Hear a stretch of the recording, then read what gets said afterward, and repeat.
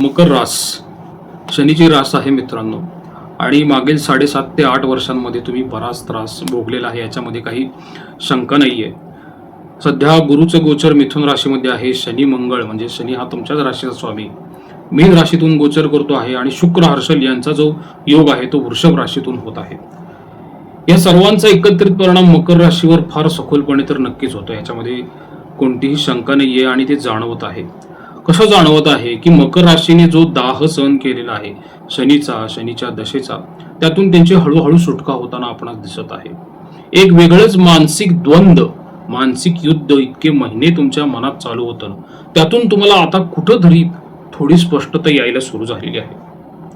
काही जणांना व्यवसायामध्ये गोंधळ होता, नोकरीत गोंधळ होता, काही जणांना वैवाहिक आयुष्यात गोंधळ होता, काही जणांना रिलेशनशिपमध्ये होता, काही जणांना वेगवेगळ्या प्रकारचे जे निर्णय असतात करिअरचे ते घेण्यामध्ये होतात. याच्यामधून कुठंतरी तुम्हाला एक आशेचा किरण आता दिसण्यास सुरुवात झालेली आहे. कारण की मित्रांनो, लक्षात घ्या, आताचे 20 दिवस तर शुक्र हर्षल युतीमुळे तुम्हाला नक्कीच सकारात्मकता देत आहेत. पण पुढं जून महिन्यामध्ये जो होणारा गुरु पालट आहे ना, तो गुरु आणि शनी यांचा नवम पंचम योग तयार करत आहे. तो मकर राशीला गेल्या 10 वर्ष केलेल्या संघर्षाचं अत्यंत प्रभावी फळ मिळवून देणारच आहे. त्यामुळे मकर राशीने आता तर खूप त्रास सहन केलेला आहे आणि त्याचं फळही मिळताना तुम्हाला खूप आनंद वाटेल. म्हणजे आपण म्हणतो ना की एखादी गोष्ट जास्त घासल्यानंतर ती चमकते ना, तसं हे मकर राशीचं नशीब जे आहे ते आपल्याला जाणवतं. मित्रांनो, ह्याचा परिणाम मग कुटुंबावरती कसा होईल, नोकरी व्यवसायावरती कसा होईल. कुटुंबाच्या बाबतीत एक लक्षात घ्या बरं का, की थोडेफार मतभेद जे आहेत ते सध्या कुटुंबामध्ये आहेत, पण ते सुद्धा तुम्हाला कालांतराने कमी होताना दिसून येतील. ह्याच्यामध्ये अशी गोष्ट होते की आपण सहज काही 4 गोष्टी तुम्ही समोरच्याला सुचवायला जाता, पण समोरच्याची जी मानसिकता आहे ना ती ऐकून घेण्याची नसते किंवा मीच खरा आहे अशी मानसिकता असते. त्यामुळे मला तर सध्या असं वाटतं की शनी मंगळ यांच्या युतीमुळे तुम्ही सध्या तरी कुटुंबामध्ये कोणाला काही नवीन सुचवायला जाऊ नका, किंवा समोरच्याच्या काही जर चुका तुम्हाला जाणवत असतील तर त्या पण तुम्ही सांगणं टाळलं पाहिजे. त्यातून एक गोष्ट होईल की वादावादी होणार नाही आणि घर शांत राहील. कारण की समोरची व्यक्ती जेव्हा ऐकण्याच्या मनस्थितीत असते ना, त्यावेळेसच तुम्ही सांगणं हेच योग्य राहत असतं. मग अशा गोष्टी ज्या आहेत ना फार वेगवेगळ्या प्रसंगातून घडू शकतात. एक तुम्ही घरामध्ये कुटुंबामध्ये वेगवेगळ्या निमित्ताने एकत्र आलेले असतात आणि साध्या साध्या गोष्टींचे जे वाद आहेत ते वाद फार वाढत जातात आणि कधी कधी टोकालाही जाऊ शकतात. तसंच कुटुंबाच्या बाबतीत पण हे आहे आणि त्या बाबतीत रिलेशनच्या बाबतीत पण हेच आहे. थोडंसं पती पत्नींमध्ये संशय घेण्याचं प्रमाण जे आहे ते वाढू शकतं. कारण की शनी मंगळाची युती जी आहे ही कोणत्या ना कोणत्या कारणातून पती पत्नींमध्ये वाद ही घडवतच असते. तो त्यांचं एक धर्मच आहे असं आपण म्हणू, शनी आणि मंगळ युतीचा. आणि मग तो वाद जो आहे तो वाईटासाठी काही नसतो, पण मनात आलेल्या शंका दूर करण्यासाठी असतो, विचारांमध्ये स्पष्टता येण्यासाठी असते. पण हा वाद जो आहे तो फक्त टोकाला न देता थोडा डिबेट झाला किंवा शांतपणे चर्चेत जरी झाला तरी तो तुमच्या फायद्यासाठी असू शकतो. त्याच्यानंतर जे लोक सध्या नोकरी करतायत ना, त्यांच्यासाठी एक वेगळंच प्रिडिक्शन मला सांगू वाटतं. कसं आहे, शुक्र हर्षल युती जी आहे ही व्यक्तीला एक वेगळेच अगदी टोकाचे निर्णय घ्यायला भाग पडते.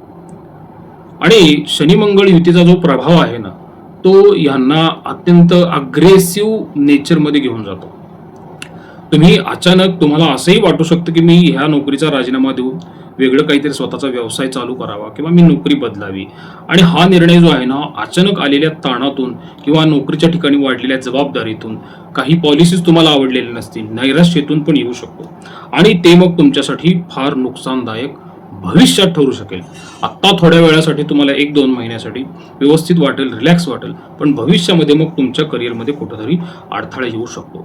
त्यामुळे जर दुसरी नोकरी तयार असेल व्यवस्थित तरच ही नोकरी सोडण्याचा तुम्ही निर्णय घ्यावा. आणि प्रत्येक गोष्ट हाताळताना तुम्हाला आता बरंच काही शिकलेला आहात तुम्ही मागच्या 10 वर्षात. मला तर असं वाटतं की 12ही राशींमध्ये मकर राशी जी आहे की परफेक्टली ट्रेन झालेली असं आहे की समाजात, प्रपंचामध्ये कसं जगावं, अडचणींना कसं तोंड द्यावं हे फक्त आता मला वाटतं मकर राशीकडूनच आपल्याला चांगलं शिकायला मिळेल.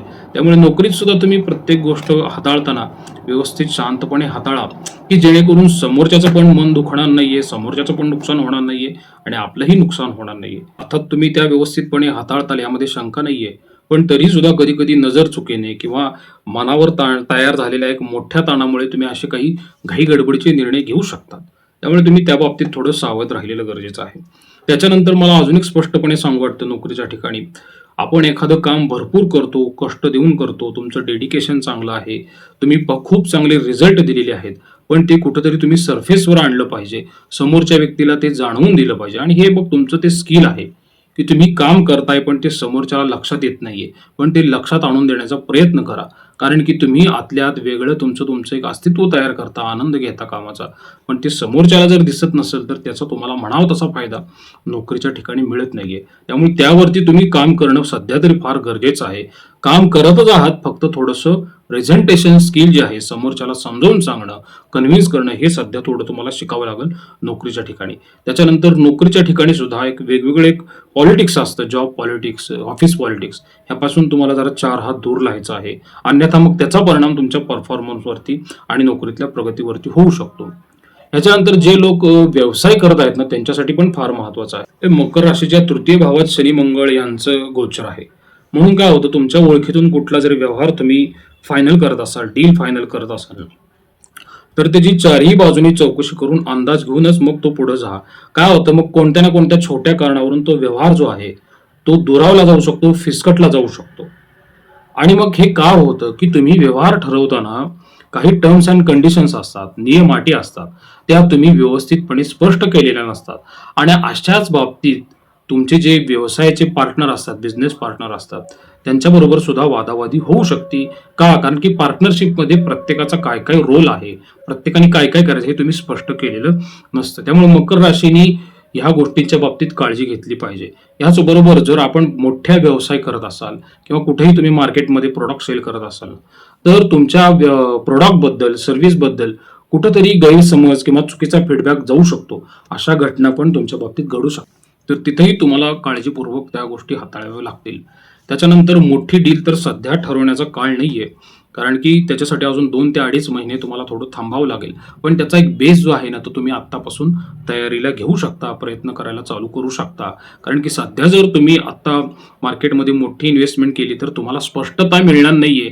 तुम्हाला अशी एक मोठी रिस्क घेतल्यासारखी वाटेल, ती अशी कॅल्क्युलेटेड रिस्क नसणार आहे.